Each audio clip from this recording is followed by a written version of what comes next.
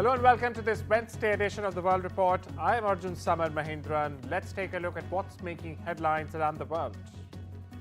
In a scathing rebuke, India's Ministry of External Affairs has rejected Canada's Foreign Interference Commission report, which paints India as the second most active country in foreign electoral meddling after China.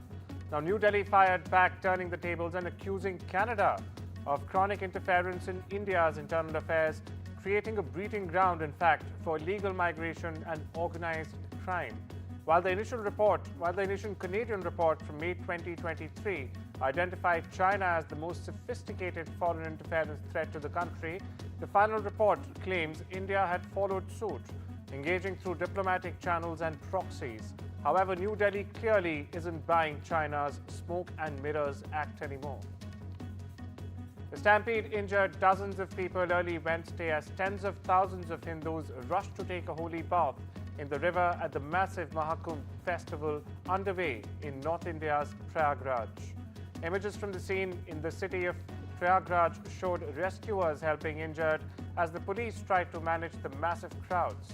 It was not immediately clear what triggered the panic at the festival, where devotees had congregated from across the world to bathe at the confluence of the Ganges, the Yamuna and the mythical Saraswati rivers.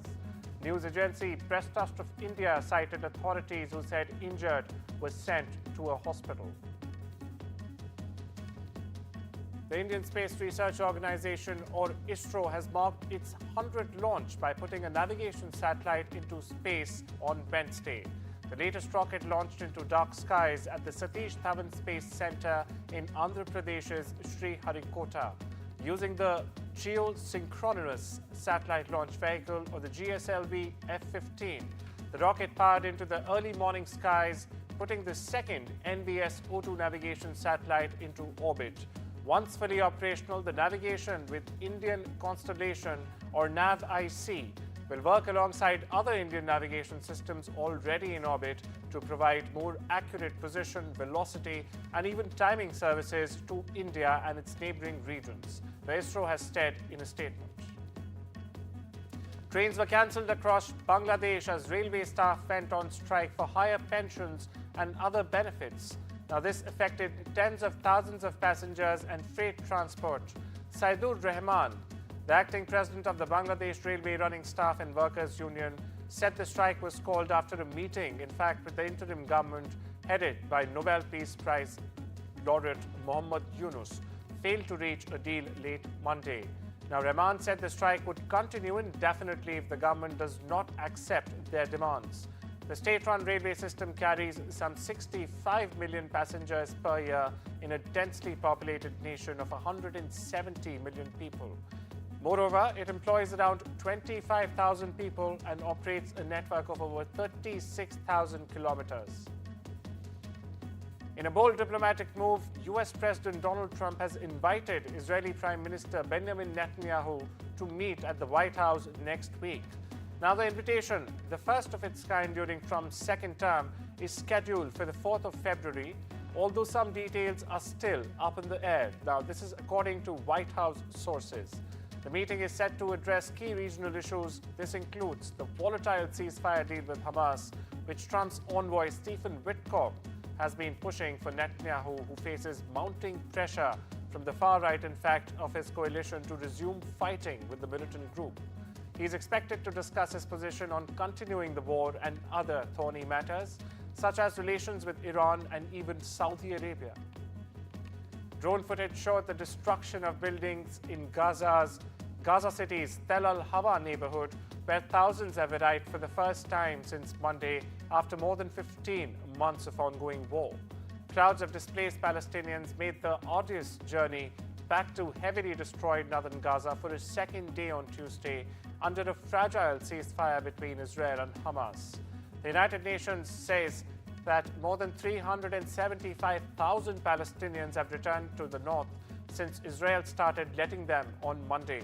Meanwhile, families are walking for hours along a seaside road with whatever belongings and food they can carry. The first official Russian delegation to visit Syria since the toppling of the long-term Moscow ally Bashar al-Assad arrived in Damascus on Tuesday. Now, the visit comes as Moscow is keen to secure the fate of 2 military bases in the country, and after Russian President Vladimir Putin, in fact, denied that Moscow had suffered a strategic defeat in West Asia following the fall of Assad. The Russian delegation, which is due to meet the new leadership of the war-ravaged country, includes Deputy Foreign Minister Mikhail Bogdanov, Putin's special envoy to the Middle East and Africa, as well as Alexander Lavrov, the president's special envoy on Syria, RIA Novosti reported. Moscow was one of Assad's key backers, intervening in Syria's civil war in 2015 in his favor. A federal judge has temporarily blocked a push from President Donald Trump to pause federal funding. This while his administration conducts an across-the-board ideological review to uproot progressive initiatives. That's right. The Trump administration plan plunged the U.S. government and states and organizations that rely on federal funding into panic and confusion and set the stage for a constitutional clash over the control of taxpayer money.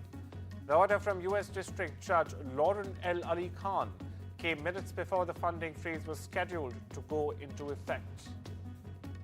Meanwhile, Minnesota Governor Tim Walz harshly stamped President Donald Trump for funding freeze, while Attorney General Keith Ellison said he would be joining with other Democratic Attorney Generals in suing, in fact, for an injunction to block the president's action. A federal judge has temporarily blocked the freeze on federal grants and loans that could total trillions of U.S. dollars. In fact, U.S. Judge Lauren L. Ali Khan blocked the action on Tuesday afternoon, minutes before it was set to go into effect. The administrative stay pauses the freeze until Monday. For now, Walz, who was Kamala Harris's running mate in the 2024 election, said Trump did not get a mandate for such draconian action. Listen in. Donald Trump's reckless action cut off funding to law enforcement, farmers, schools, childcare, veterans, and healthcare. While he was out golfing, he threw the country into crisis. This is not bold. It's not leadership. It's stupid, buffoonish, childish of exactly what they did. Childcare providers across the state, law enforcement, our prisons, things that we count on, individuals on Medicare, things that we know matter to people's lives. Dead bodies lay on the streets and explosions and gunfire echoed across the largest city in Eastern Democratic Republic of Congo, or the DRC, on Tuesday. This as fighting continued to rage between the army and Rwanda's M23 rebels. Residents reported continuing gun and mortar fire in Goma, the capital of North Kivu province and a regional humanitarian hub for displaced people, after M23 fighters entered the city on Sunday. At least 100 people have been killed and more than 1,000 wounded in 3 days of heavy fighting, which has already exacerbated the humanitarian crisis in the province. In fact, hospitals were overwhelmed by patients with gunshots and shrapnel wounds, UN and other aid agencies said on Tuesday.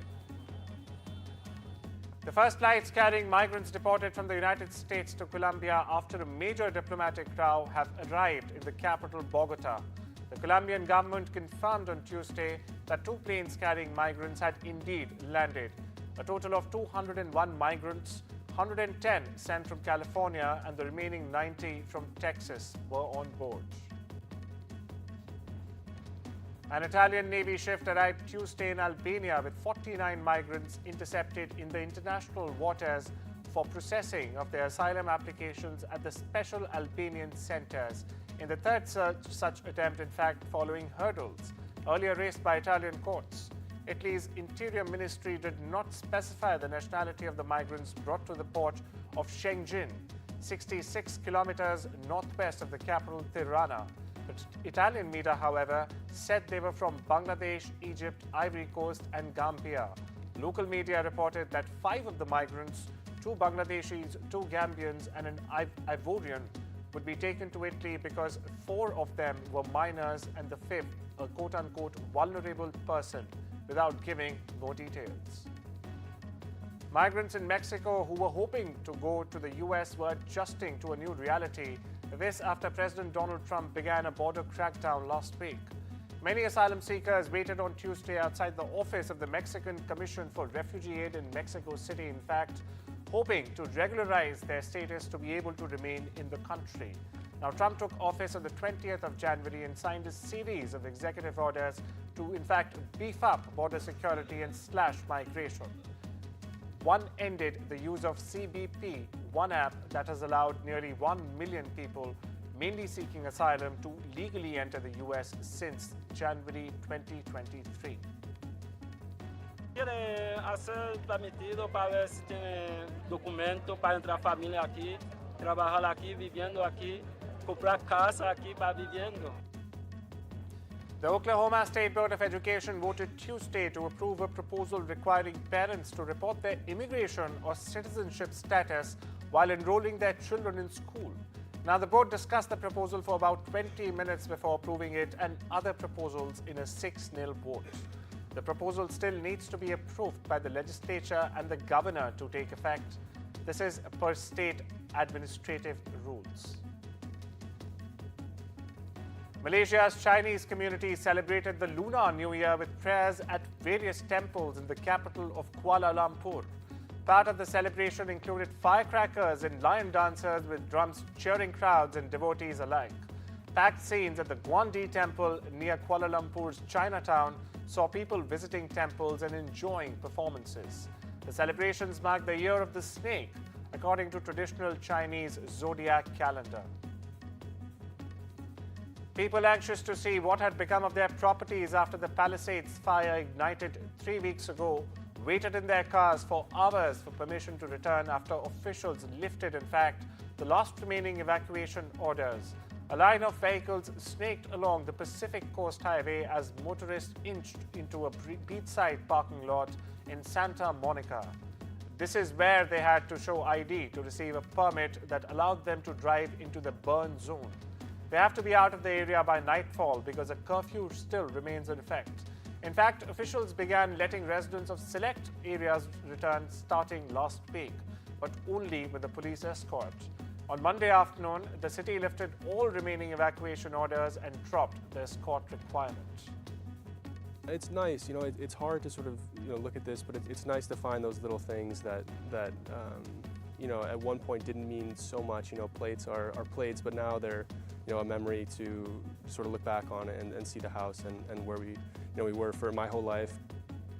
California Governor Gavin Newsom announced a new private sector initiative called LA Rises. Now, this to aid in the recovery from the Los Angeles wildfires. The initiative, supported by leaders like Dodgers chairman Mark Walter and Magic Johnson, aims to rebuild affected communities, including Altadena, Pasadena, and Pacific Palisades. The Mark Walter Family Foundation and the Los Angeles Dodgers Foundation, in fact, have pledged $100 million to kickstart the effort, with additional funds coming from private donations.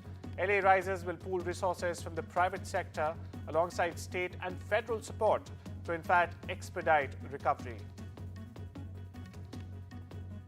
It's time we slip into a short break now. I'll see you on the other side.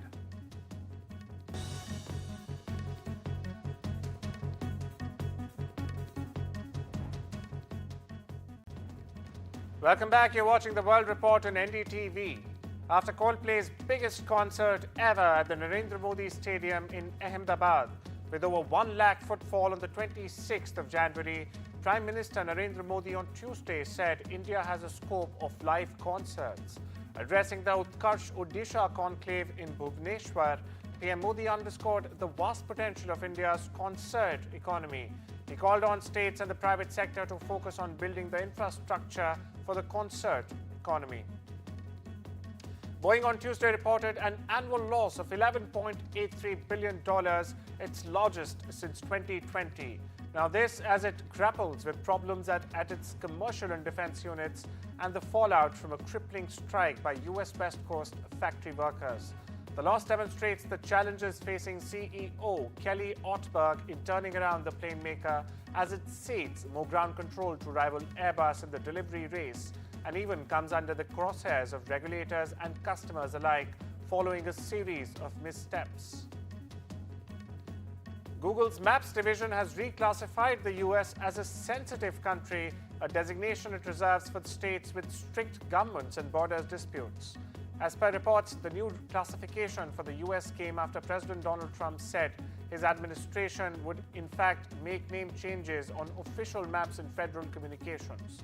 Those changes include renaming the Gulf of Mexico as the Gulf of America and renaming Mount Denali as Mount McKinley.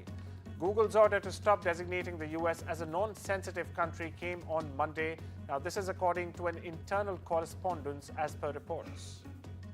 200 UK companies have signed up for a permanent 4-day working week for all their employees with no loss of pay, in the latest landmark in the campaign to reinvent Britain's working week. Together, the companies employ more than 5,000 people, with charities, marketing and technology firms among the best represented. This is according to the latest update from the 4-day week foundation. Proponents of the 4-day week say that the 5-day pattern is in fact a hangover from an earlier economic age. Joe Ryle, the foundation's campaign director, said that 9 to 5, a 5-day working week was invented 100 years ago and is no longer fit for purpose. In fact, we are long overdue an update, he said. International Cricket Council CEO Geoff Allardyce has decided to step down just weeks before the Champions Trophy, with a board member indicating that his failure to present a clear picture of host Pakistan's lack of preparedness is one of the multiple reasons behind the move. The 57-year-old joined the ICC in 2012 as General Manager of Cricket, coming from Cricket Australia, where he served as Cricket Operations Manager. He was appointed CEO of the ICC in November 2021, after having served as acting CEO for 8 months. Rapper A$AP Rocky has finished court for the day. After Tuesday's testimony, he looked upbeat and waved off to onlookers as he walked with security to his waiting vehicle. Rocky's accuser, meanwhile, a former friend and the key witness, testified that their relationship had long been tense and came to a head in the days before Rocky is alleged to have fired a handgun at him. Rocky, the rapper and partner of Rihanna, has pleaded not guilty to 2 felony counts of assault with a semi-automatic firearm for allegedly firing at the friend who goes by A$AP Relly. He's famous, Relly told the jury, "I am nobody." 2 of the most powerful names in showbiz today, Will Ferrell and Reese Witherspoon, are calling for more productions to be filmed in Los Angeles to help the city's economy after the devastating wildfires this month. Now, the actors were promoting their new comedy film, You're Cordially Invited, about 2 families that book a wedding at the same venue on the same day. Yeah, I think it's important that productions that are in California, that we keep them there, we keep our business going and thriving, and we want to make sure people are staying employed and having the benefits that they are used to, and it's a devastating time. It would be amazing. It'd be a moment where the state of California could make a across-the-board tax credit as opposed to a lottery system. This would be the time. The 48th Kolkata International Book Fair, one of the world's largest book fairs in terms of footfall, is underway in the Garden City. With Germany being the theme country this year, the German ambassador, in fact, to India and Bhutan, Philip Ackerman, described the Kolkata Book Fair as the Kumbh Mela, Bengali style, and spoke to NDTV on this partnership. Listen in to this exclusive conversation with the German envoy. Sir, you made a statement that many believe that was the best description the Kolkata Book Fair could have ever had. You said it's the Kumbh Mela Bengali style. Tell me why you feel so. Well, I think Kolkata and Bengal are the cultural and artistic heart of India, and I think there is no better place for such a book fair. And you see, you have over 2 million visitors, so it's really a big mela. I mean, there are very many people, and that shows the interest that people in West Bengal and elsewhere have in books. And Kolkata Book Fair is a household name. It's the 48th edition. I'm very impressed by the sheer size and the dedication. We have heard the Chief Minister speaking during the inauguration ceremony, and I think it is a event that is dear to the heart of Bengali. So it's a Kumbh Mela in a way. And we spoke, I think you spoke, and you touched upon, and the Chief Minister touched upon the specific sort of cultural and literary ties between India and Germany. And, the examples of authors and, the inspiration that our authors have taken from Germany and vice versa. Tell us a little bit about that. What stands out for you in terms of this collaboration at the book fair? So I think Indo-German roots when it comes to culture go back to the 19th century, where Max Müller, the famous Max Müller, started to translate the Rig Ved and interpret it and explain it to the public in the West. But through the ages, we have a very, very rich Indology, also with non-Hindi language like Kannada or Malayalam, and you have a very, very strong German interest in these parts of the country and strong research also at German universities. But what we see here now is more than that. It's not only the tradition, it's the modern, the open-minded Germany. And what the Goethe-Institut Max Müller-Brandt did here in this pavilion was basically showcasing that Germany is much more than Max Müller, although it's very important, but we have a very modern, diverse, extremely vibrant and colorful Germany to show. Well, that's all we have for you today. Take care and have a wonderful day.